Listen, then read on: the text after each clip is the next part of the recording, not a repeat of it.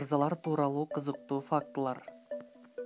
Үйлөнгөндөр менен бойдок жигиттердин айырмачылыктары бар. Үйлөнбөгөн жигит кара башынын камын ойлоп, көп убактысын бош өткөрсө, үйлөнгөндөр мойнундагы жоопкерчиликти сезип, үй бүлөсүн ойлойт.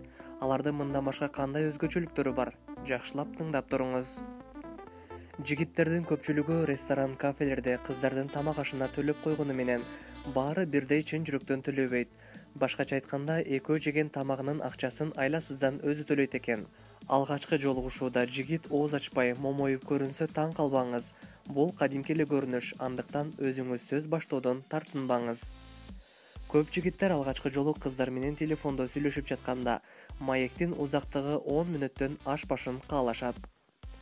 Интернет дүкөндөрүнүн сатып алуучуларынын да басымдуусу башы бош мырзалар экен. Жигиттерге алгачкы жолугушууда көп чыгымга учуратпаган кыздар жагат. Алар өзүнүн бир канча жаш улуу кыздар менен да жолугушууга каршы эмес. Бирок бойдоктордун 75% өздөрүнүн экинчи жарымын тапкысы келерин моюнга алышат. Жигиттердин 30% жолугуша турган кызын таарынтып албоо үчүн аларды күн сайын түрдүү калпка көмөт. Бойдоктордун көпчүлүгү 27 жашка чейин ата-энесинин үйүндө жашайт. Мырзалар жактырып калган кыздардын телефон номерин сураганы менен өз номерин берүүнү каалабайт.